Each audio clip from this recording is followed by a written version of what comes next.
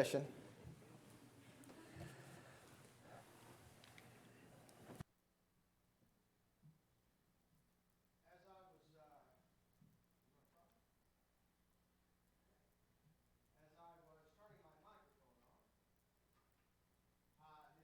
Reading my Bible, reading the book of Matthew early in the week, I came across something that just kind of popped out to me. You know, the Bible is a living book. It's not like, John Grisham, you read it once and you're finished. You read it and then it reads you, and then it comes back to you and speaks to you about things that you need to know about at that particular time. So as I was reading a word, and I was reading in the King James Version, the New King James has a different word here, and I'm just fortuitous that I happened to be in that translation because a word jumped out at me, and it was the word fame. Now, I know some of you, when I say the word fame, you want to stand up and say, I want to live forever. The younger generation has no idea what I'm talking about. Okay? And I've never seen that movie. I've just seen the commercial for it. So if it's got ugly, nasty things in it, that's not my problem on that movie, okay? But thinking about fame, what is fame? We've heard about 15 minutes of fame. We've heard about people who in our culture today are famous for being famous. And so I did a little English work on fame, and I looked it up in the dictionary. Fame is a person's public estimation, their reputation, what people consider them. Also, popular acclaim. The person who wrote this dictionary must have had some Baptist preacher in him, because you see the alliteration going on there. Popular acclaim, someone that is renowned. It doesn't matter if they are famous for something good or famous for something bad, for good deeds or evil deeds. It's just the fact that they are known. We use the term in the limelight. Have you ever used that term? Someone who is in the limelight? Do you have any idea where that came from? Well, it's British, Gene. It's British. Being in the limelight, and I'm going to show you an image of a limelight later. And I know kind of what you're thinking. You're thinking about a flashlight stuck through a lime, a fruit. That's not it. Although if you Google limelight, you will get one of those. Kind of have to be careful what you Google, because sometimes things come up that's not what you're looking for. That's a limelight. It is a spotlight that's put upon someone so that they can be seen what they're doing. Matthew chapter 4 is one of the verses we're going to look at. There's about 5 or 6 different places in Matthew, in the King James Version, where it speaks of the fame of Jesus, his reputation, his renown. Some group that put Jesus in the limelight. Someone who put a spotlight on who Jesus was and what he did. Matthew chapter 4, verses 23 through 25. Now this is the New King James, which is what I use here. But it says this: And Jesus went about all Galilee, teaching in their synagogues, preaching the gospel of the kingdom, and healing all kinds of sickness and all kinds of disease among the people. That's what he did. The results of that are found in verse 24. Then his fame went throughout all Syria. Some translations say report. And they brought to him all the sick people who were afflicted with various diseases and torments, those who were demon-possessed, epileptics, and paralytics. And he healed them. Great multitudes followed him from Galilee and from Decapolis. That's 10 cities. Okay. And Jerusalem, Judea, and beyond Jordan. Report in some versions of the New King James, which was the one I was looking at, is a transliteration of the word fame. There's long E's there. Do you know anything about phonic things? Yeah, I don't. I was never hooked on phonics. Never worked for me. But fame, our Bible just says fame. Your translation may say report or news or something like that. The fame of Jesus flooded Syria. Don't you wish that was true today, Glenn? That the fame of Jesus. See, we think about all these Old Testament places and say, Syria. What was Syria? Syria was Syria. I've never been to Syria, but I've seen it from the road. And all these white vehicles over there with 2 letters on them and things flying in the sky. The fame of Jesus, his renown, his reputation, because of his actions, the spotlight was on him. His fame went throughout all Syria, and they brought to him sick people with divers disease, torments, those who were possessed with devils, those who were lunatic. Any parents need to identify here? Children? And those who had, no, there is a Bible verse that says, and this man brought his lunatic son, couldn't do anything with him. It's not just boys, sometimes it's girls. But anyway, and those who had the palsy, and he healed them. Matthew chapter 9 tells us of Jesus doing similar things, and his fame hereof went abroad into all the land. Later on, verse 31, and when they were departed, spread his fame in all that country. And the result of that was, at the time Herod the Tetrarch heard of the fame of Jesus. So I think it's easy for us to conclude that in the first century, in the Middle East, Jesus was what? Famous. Yeah, that's not too hard to find. He was famous. Why was he famous? As I said earlier, there are people today who are famous just for being famous.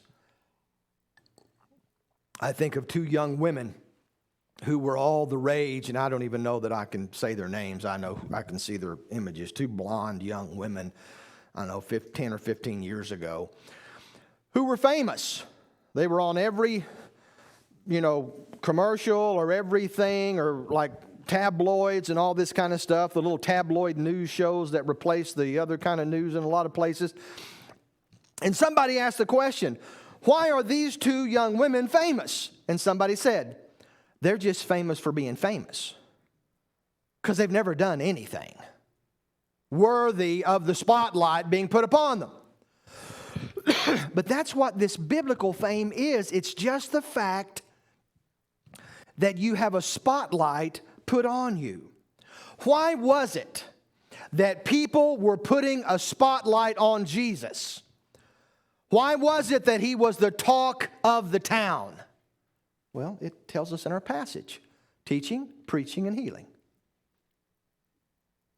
That's what made him famous.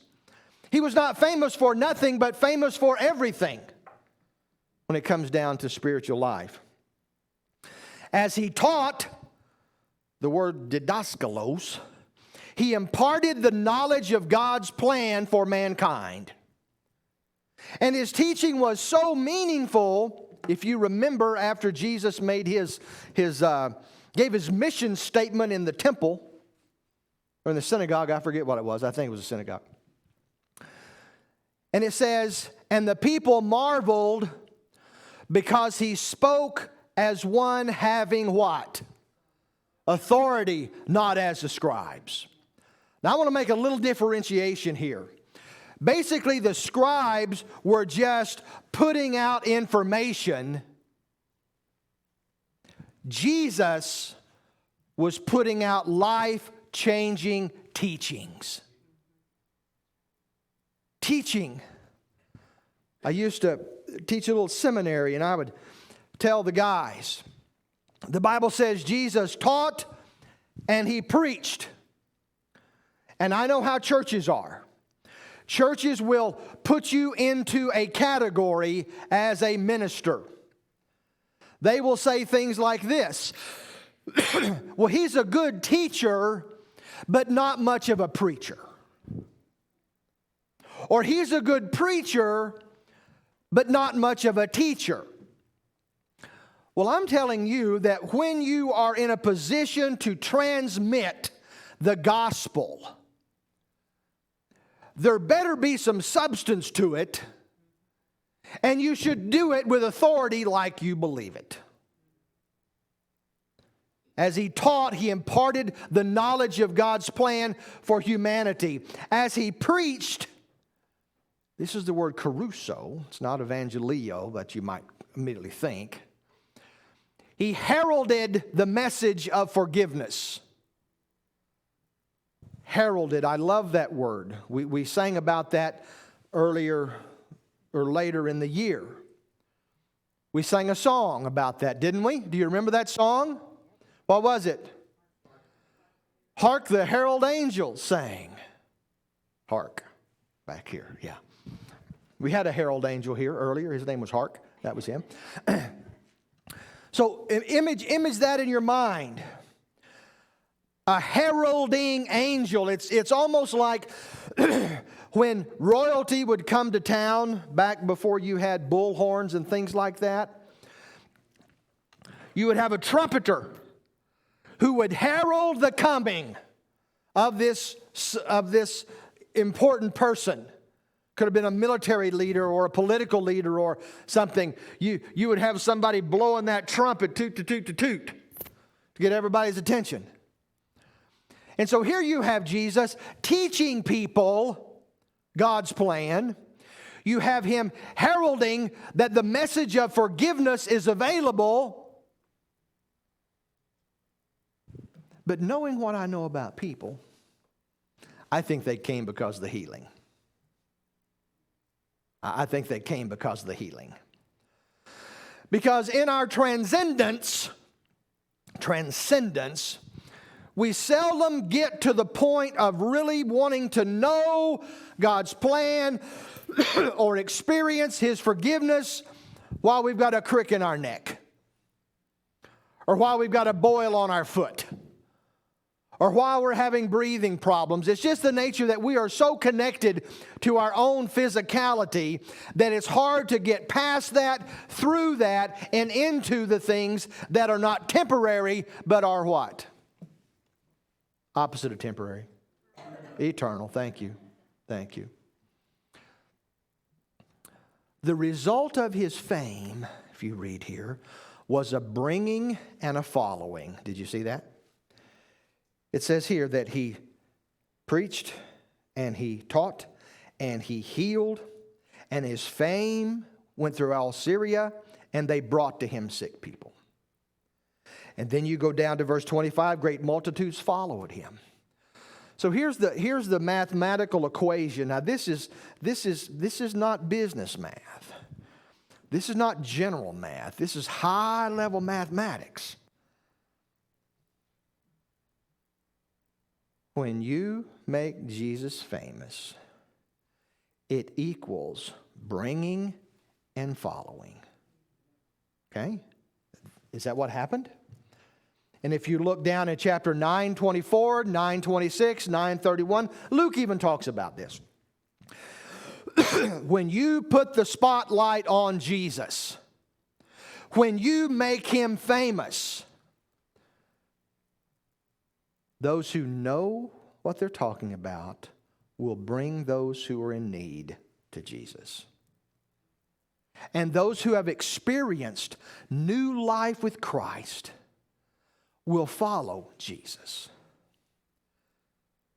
Putting the light on Jesus, making Him famous, will result in a bringing and a following. People who knew of his kindness, knew of his power, knew of his message, brought the needy to him. And people from many cities followed him. Let's talk about these miracles because this confuses people sometimes. Jesus' miracles were used to validate his deity. They were not the end of his ministry. They were the means to his ministry. Because if all you had was the healing ministry, casting out demons, raising the sick, giving sight to the blind, giving hearing to the deaf, all you have is healthier people dying and going to hell. People living longer and then dying and going to hell. These were a means to an end, not the end. John chapter 3. This is about Nicodemus.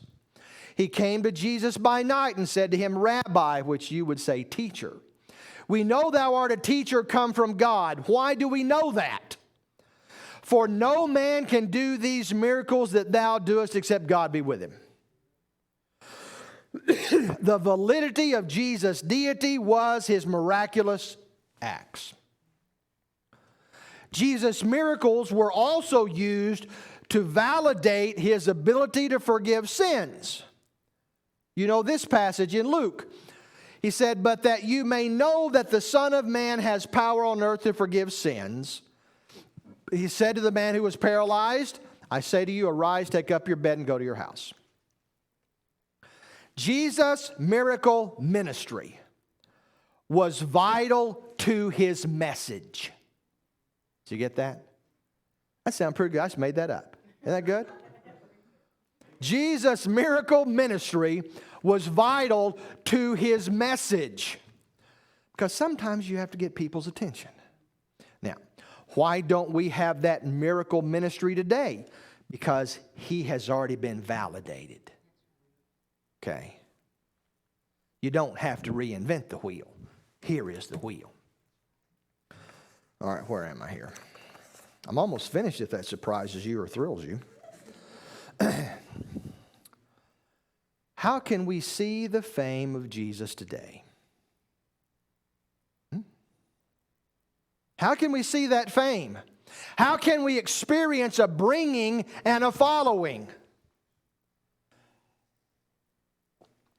If you have learned anything from his teaching or have been moved by his preaching, you need to be bringing.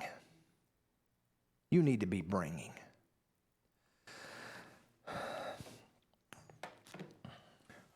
I don't go out to eat a lot.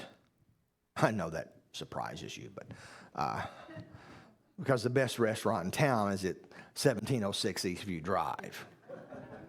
Okay, we don't have a sign, but people who know.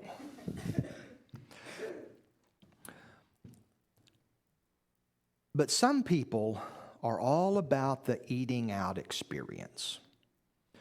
Good atmosphere, good food, good service, that kind of thing. And sometimes when there's a new restaurant that opens, people will try this restaurant and they'll start telling people, face to face, on social media, or when they see someone. There's a new restaurant in Bellevue that has the worst name of any place I've ever known. What's the name of it, Kristen? Sickies. Who wants to go to Sickies to eat? I want to go to Healthies. Well, not too healthy. And I would go to Greasy's to eat, but I don't want to go to Sickies to eat. And I just made them famous because we're streaming this worldwide, even in Brazil. But you tell about experiences you've had, good or bad. You will take someone to your favorite place to eat or to trail walk or to see. This Christmas I was going to take Lucy to go see Christmas lights. And Margie sent me a list of the best places to go. We didn't get to go to all of them. We just picked some, and they happened to be the best. But she made those things famous in an email. And I brought Lucy to experience it and see it. We do that all the time with all kinds of different things. But how about Jesus? If we have learned anything from his teaching, if we have been moved by his preaching, we should be bringing. If you know about Jesus' heart and his power, his message and his promises, you should be following. And I'm going to say it like this. If you are following close to Jesus, and there are people following close to you, there is a drafting effect. Anybody know what a drafting effect is? Kind of pull others along behind you. If we would remember, and I mean pay attention, focus, and remember, the times when we have experienced the personal touch of Jesus, we would be spotlighting him. Maybe the time when you came to Christ and heaven came down and glory filled your soul. Or maybe when you were up against a real bad situation and you prayed and God answered. Maybe when you were fearful about something coming up and you prayed and God answered. That's a meaningful touch from our Jesus. Put a light on him.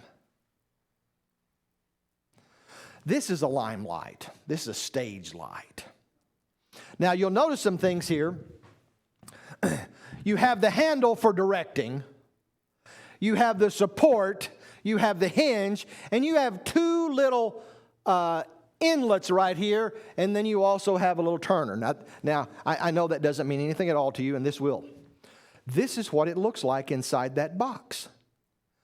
You have hydrogen, oxygen, calcium oxide.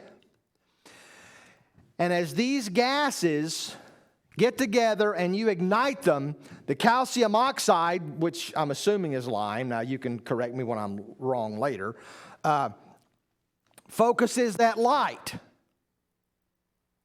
So let's take this little image and let's make an application. The blessings that we have experienced and the message of Jesus can be diluted. You know those gases that went in there? Hydrogen and oxygen? Those could be diluted by impurities or whatever. But us putting the focus on Jesus can be diluted by our sin.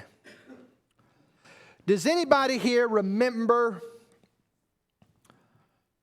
kerosene lamps? Raise your hand. Okay, I got some crowd here. What happens if you let your wick get too long? What's that? Black smoke. And does the black smoke all just dissipate into the atmosphere, or does it sometimes stick to your globe? Yeah, it does. You got to clean that globe. For a Christian with unconfessed sin, the lens through which the light of God can shine into the world is clouded and is marred and is dirty. I'll also tell you that it will keep you from wanting to let your light shine. So it's a twofold loss.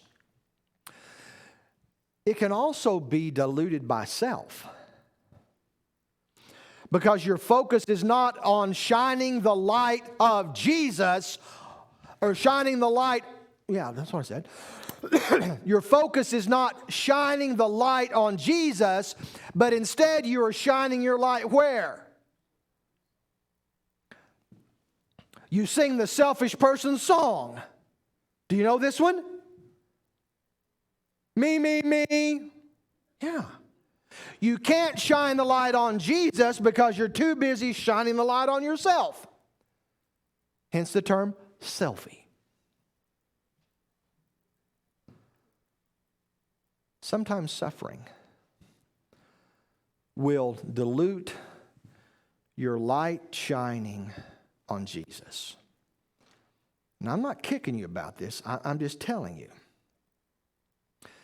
If you are chronically suffering mentally, physically, or spiritually, it's hard to get up, to show up, and shine up Jesus. I'm just telling you. I'm not saying you're focused on your suffering. I'm just saying your suffering is kind of overwhelmed you. You know?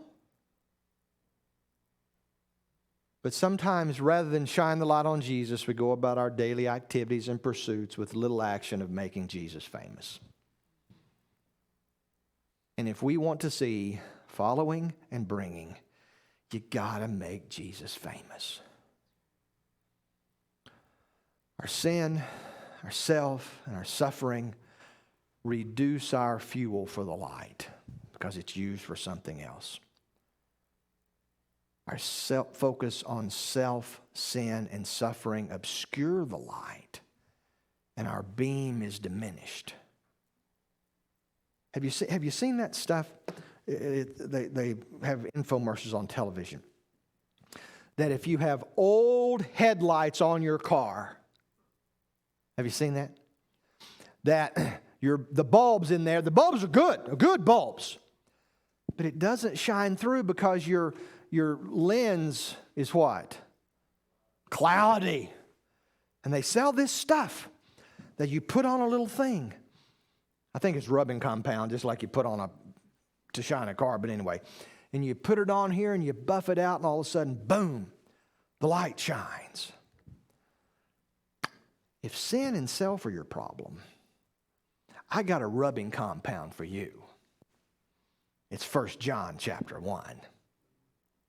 Do you know this verse in 1 John chapter 1?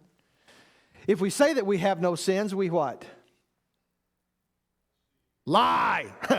Deceive ourselves, and the truth is not in us. But we have confessed our sins. He is faithful and just to forgive us our sins and buff out all of our unrighteousness.